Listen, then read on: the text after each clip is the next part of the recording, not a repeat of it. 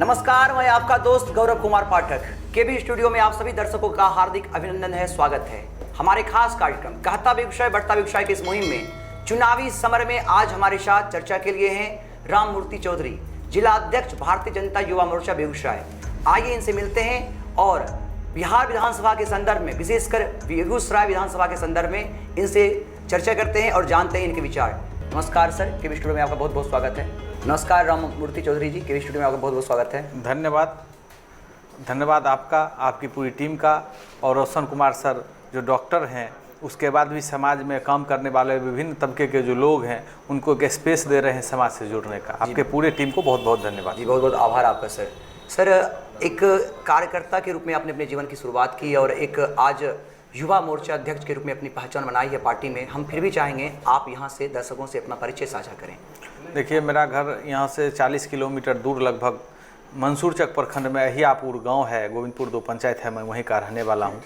मेरे पिताजी किसान हैं, माँ गृहिणी है, और मैंने वहीं से अपने जीवन की शुरुआत की। हाई स्कूल की पढ़ाई मैंने अपने गांव के हाई स्कूल से किया। उसके बाद मैं दिल्ली चला गया सीए की पढ़ाई के लिए, और वहीं राष्ट्रीय स्वयंसेवक संघ से मैं जुड़ गया। अच्छा सर, आपने यहाँ एक बात बताया कि सीए कहीं ना कहीं कमर्शियल क्षेत्र में होने के बावजूद आप आरएसएस से जुड़ा हो गया, इसके थोड़ा सा अलग तरह से लग रहा है, इसके बारे में दर्शकों को बताएं। मुझे तो ऐसा लगता है कि कोई भी जो भी कॉन्शस है, जिसको देश और राष्ट्र के प्रति कोई भी भावना है, उस सब लोग राष्ट्रीय स्वयंसेवक संघ से जुड़ जाएंगे और उनको जुड़ना चाहिए। इसलिए मैं भी जुड़ गया, और मूल कारण मेरा ये है कि मेरे गांव के बगल में एक फतिहा गांव है, वहाँ एक बहुत बड़े गौभक्त और संघ से जुड़े हुए व्यक्ति थे, डॉक्टर देवनारायण चौधरी, जो विनोबा के साथ थे। उन्होंने अपना सब जमीन दान कर दिया था भूदान में। बाद में वो संघ से जुड़ गए। उन्हीं से प्रभावित होकर मेरा मन हुआ कि मैं राष्ट्रीय स्वयंसेवक संघ से जुड़ूं। अच्छा, आरएसएस को लेकर जो तरह तरह की भ्रांतियां फैलाई जाती है कि यह किसी खास धर्म का प्रचार करती है, किसी खास पार्टी के एजेंडे को फैलाना चाहती है, या एक हिंदू राष्ट्र बनाने की जो परिकल्पना को लेकर, या तरह तरह का ऐसा लगा कि किसी सांप्रदायिकता को फैलाती है, या बहुत तरह के जो अराजकता का माहौल को लेकर इस पर भ्रांतियां लगाई जाती हैं, तरह तरह के आरोप प्रत्यारोप लगाया जाता है आरएसएस को लेकर। इस पर सर क्या कहेंगे? ये आपने सही कहा, भ्रांतियाँ ही हैं, उसमें सच्चाई नहीं है।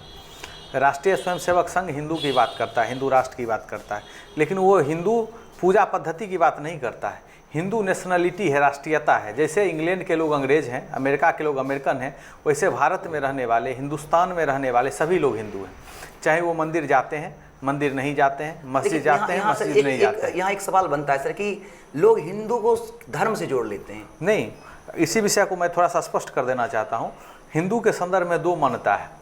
एक तो हमारा पुराण कहता है, उत्तरम यत्र समुद्रस्य हिमाद्रश्च एव दक्षिणम वर्षम तद भारतम नाम भारतीय यत्र संतति। जब मोहम्मद साहब आए भी नहीं थे, इस्लाम शुरू भी नहीं हुआ था, उससे पहले पुराणों में कहा गया है कि हिमालय से लेकर समुद्र पर्यंत रहने वाले सभी लोग हिंदू हैं। उस समय में भी जैन धर्म था, बौद्ध धर्म था, जबकि इस्लाम उस समय नहीं था।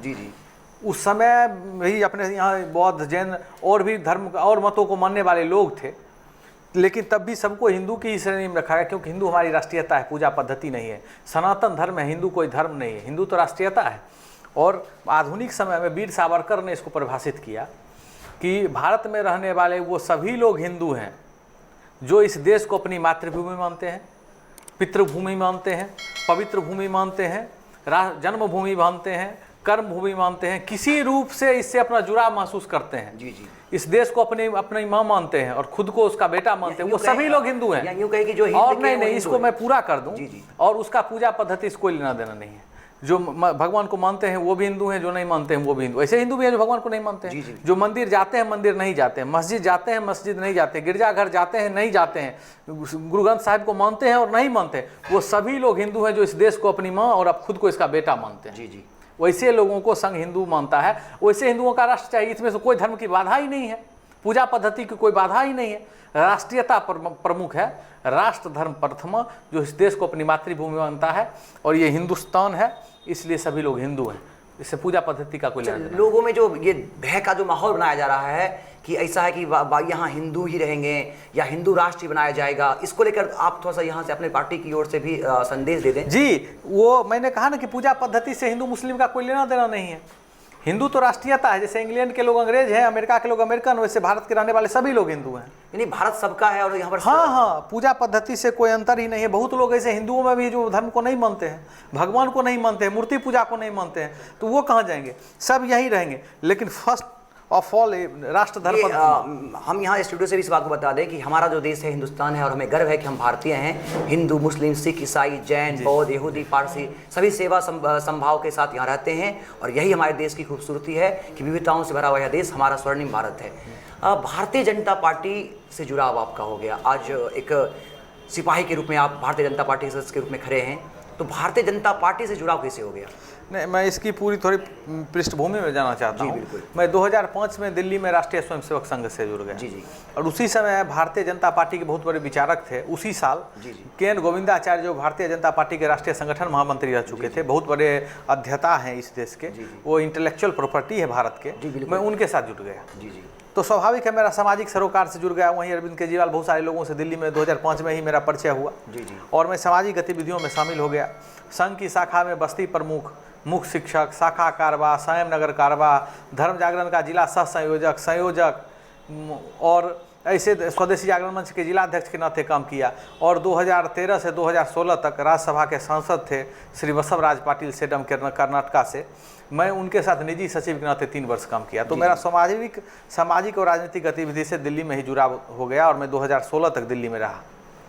तो मैं वहीं से फिर स्वाभाविक मैं जब संघ का स्वयंसेवक हूँ और मेरे विचार के नज़दीक भाजपा है तो भाजपा से बेगूसराय आने के बाद ऐसा कई बार विरोधी ये भी आरोप लगाते रहते हैं कि जो भाजपा जो है वो संघ के इशारे पर काम करती है।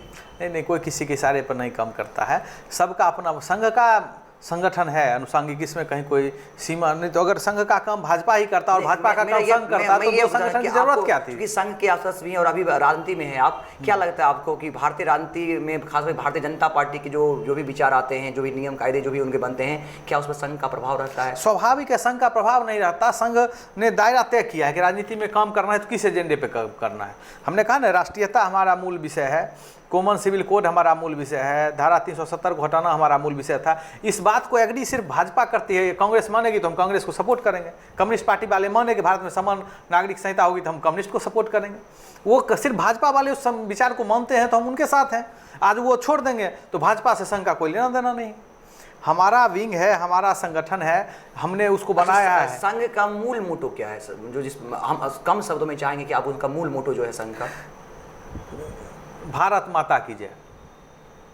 भारत को विश्व गुरु बनाना, भारत में जो विभिन्न जाति पंथ का भेदभाव, मतभिन्नता, छुआछूत, इस सब को से अलग हट के एक संगठित हिंदू राष्ट्र की स्थापना करना राष्ट्रीय स्वयंसेवक संघ का मूल उद्देश्य है। और उस हिंदू राष्ट्र में धर्म के आधार पर, पूजा पद्धति के आधार पर कोई अंतर नहीं है। उसमें सभी का स्वागत है, सभी लोग रह सकते हैं, सबका ये देश है। लेकिन देश को पहले देश मानना पड़ेगा। मातृभूमि को मातृभूमि के प्रति वफादारी का भाव सबको रखना पड़ेगा और वैसे सभी लोगों का स्वागत है। वैसे हिंदुओं का हिंदू राष्ट्र संघ बनाना चाहता है।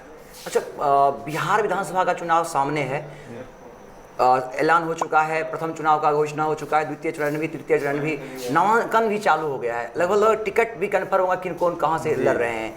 तो इसमें आपका और आपकी पार्टी का या आपके संगठन की क्या भूमिका है? देखिए, बहुत महत्वपूर्ण भूमिका है। किसी भी संगठन में उसके युवा विंग की बहुत बड़ी भूमिका होती है। कहा गया है, जिधर जिस ओर जवानी चलती है उस ओर जमाना चलता है। तो राष्ट्रीय स्वयंसेवक संघ का और भाजपा का मूल अंग है भारतीय जनता युवा मोर्चा। हम लोग कहते हैं कि भाजपा का झंडा है, युवा मोर्चा उसका डंडा है। जी। तो डंडा क्या होता है? डंडा सहारा होता है, उसका सहारा होता है।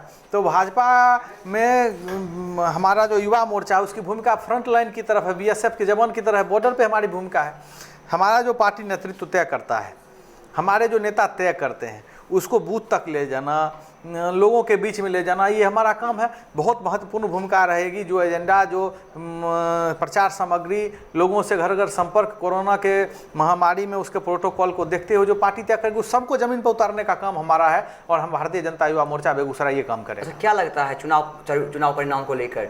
15 साल बनाम 15 साल को लेकर जो लोग सोच रहे हैं, कोई कह रहा है कि भाई तीसरा पप्पू यादव की पार्टी जो प्रगतिशील गठबंधन के साथ आ रही है तो वो उनका एक अलग नए विकल्प के रूप में हम आ रहे हैं। महागठबंधन कह रहा है कि जो 15 साल हो गया वो हो गया, फिर से हमारी सरकार बनेगी। भाजपा और जदयू का जो अलायंस है वो कह रही है कि हम अपने विकास को साथ लेकर हम पुनः आ रहे हैं। इस पर क्या कहेंगे, क्या चुनाव परिणाम देखेंगे? देखिए, नीतीश कुमार की छवि जो हमारे गठबंधन के मुख्यमंत्री प्रत्याशी हैं, बेदाग छवि है और एक काम करने वाले, उत्पादकता देने वाले, बिहार को सही दिशा में ले जाने वाले नेता की छवि है। पूरे देश में उनकी ये छवि है। उस छवि के हिसाब पे हम चुनाव लड़ रहे हैं और कहीं कोई नहीं टिकता। हमारे सामने में 15 साल का वो जंगल राज था, जहाँ डाक बंगला चौराहा पे 7 बजे रात में कोई घूम नहीं सकते थे। आज बेगूसराय हमें 11 बजे तक घूम रहे हैं, पटना में घूमते हैं, और बड़ी बड़ी सड़कें, फ्लाईओवर सब का जाल बिछा दिया है। गंगा पे आप शुरू कीजिए तो सोनपुर से लेकर कई पुल निर्माणाधीन हैं और बन रहे हैं। नहीं, पहले सड़क गड्ढे में था कि गड्ढे में सड़क था, ये पता ही नहीं चलता था। आज जाके देखिए, स्टेट हाईवे से लेकर हर जगह प्रधानमंत्री ग्राम सड़क योजना की जाल बिछ गया है। रोजगार को लेकर बहुत युवा जो है असंतोष में। देखिए, ऐसा है कि रोजगार का भी, सरकारी नौकरी को रोजगार का पैमाना नहीं हो सकता है। आप रोजगार, नौकरी, सरकारी नौकरी, जो मजदूर यहाँ हमारे जो बिहार राज्य के थे, जो बाहर में थे, कोरोना काल में हमारे बिहार आए, उनको भी काम नहीं मिला, वही असंतोष। देखिए, ऐसा है कि मनरेगा में बहुत बड़ी तादाद में मानसून में काम बंद होता था, इस बार काम मिला है। लेकिन जो स्किल लेबर है उनको जितना मिलता था वहाँ मनरेगा में एक तय तरीका है कि कितने की रोज मजदूरी मिलेगी, उतना ही मिलेगा। लेकिन ये बहुत बड़ी समस्या है, पलायन की समस्या, और बहुत पुरानी समस्या है। 15 वर्ष कम नहीं होता है। हमारी सरकार ने काम भी किया है। बहुत लोगों को जनधन योजना में, मुद्रा योजना में, स्टार्टअप योजना में लोन मिला है। लोग स्वरोजगार ही भारत की समस्या को दूर कर सकता है। कुटीर उद्योग, लघु उद्योग, स्वरोजगार, इसके लिए सरकार क्या करेगी? सरकार बिजली की सुविधा देखिए, आ जाए गाँव में आप छोटा छोटा काम कर सकते हैं। मूर्ति जी, हम आपसे ये कहेंगे, चूंकि आप युवा मोर्चा से हैं और युवा हमारे देश के कर्णधार हैं और युवा को रोजगार मिलना ही चाहिए। निश्चित, मैं इसका समय भी तो युवा हूं और मैं युवा मोर्चा का जिला अध्यक्ष हूं। हर एक युवा के आवाज के साथ मेरी आवाज है। उनके सपने पूरे होने चाहिए, निश्चित होने चाहिए। काम रोजगार के संदर्भ में जितना, क्योंकि देखिए, हमारे पास झारखंड बंटने के बाद जो हमारे मिनरल्स है वो सभी झारखंड में चले गए। हम कृषि आधारित, हम कृषि आधारित राज्य रह गए। हमारे लिए raw material, agriculture, agro base है। तो एग्रो बेस इंडस्ट्री ही बिहार का कल्याण कर सकती है। खासकर फूड प्रोसेसिंग का यूनिट यहाँ लगे तो बहुत बड़े तादाद में रोजगार को मिलेगा। जी जी, बहुत बहुत धन्यवाद आपका।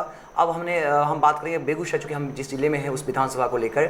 बेगूसराय के विधानसभा में 7 विधानसभा क्षेत्रों में आपकी पार्टी 3 जगह से चुनाव लड़ रही है। इसके बाद जो आपके अलायंस में है जदयू, उनको मिला है। इसके संदर्भ में आपके कार्यकर्ताओं में, चूंकि जब भी ये समय आता है, ऐसा नहीं हर पार्टी में ऐसा होता है, जब सीट बंटवारे होते हैं तो असंतोष होता है कि मुझे क्यों नहीं सीट मिला, मैं भी इतने दिन से पार्टी के कार्यकर्ता के रूप में सेवा कर रहा था। तो ऐसी स्थिति देखने को मिलती है। लेकिन जो विशेष देखा जा रहा है, खासकर भारतीय जनता पार्टी के कार्यकर्ताओं में काफ़ी असमंजस और असंतोष की स्थिति बनी हुई है, विशेषकर बेगूसराय और तेघरा विधानसभा को लेकर। ऐसा है। और मछुआरा विधानसभा में कमोबेश वही स्थिति है। ऐसा है। ऐसा क्या करना चाहिए, यहाँ से क्या संदेश देना चाहिए अपने कार्यकर्ताओं को? कार्यकर्ता सब हमसे देव दुर्लभ होते हैं। कार्यकर्ता अपना पैसा लगाता है, अपना समय लगाता है, पार्टी का काम करता है। मैं भी कार्यकर्ता हूँ और मैं उन सब कार्यकर्ताओं की मन स्थिति को जानता हूँ। मैं एक बात स्पष्ट कर देना चाहता हूँ, हमारी पार्टी की यही खूबसूरती है कि हमारी पार्टी कैडर बेस पार्टी है और यहाँ बहुत सारे लोग विधायक बनने लायक हैं।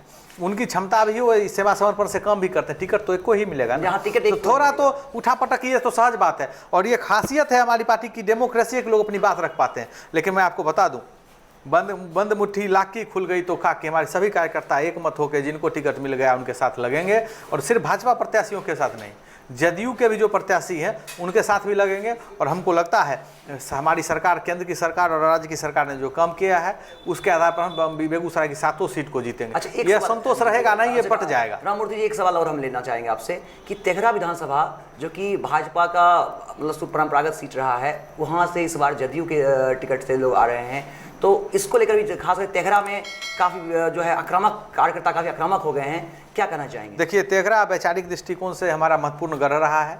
हमने बमपंथियों को वहाँ पटका है। हमारे सैकड़ों कार्यकर्ताओं की शहादत हुई है तब बेगूसराय में, और तेघरा में भाजपा का कमल खिला था।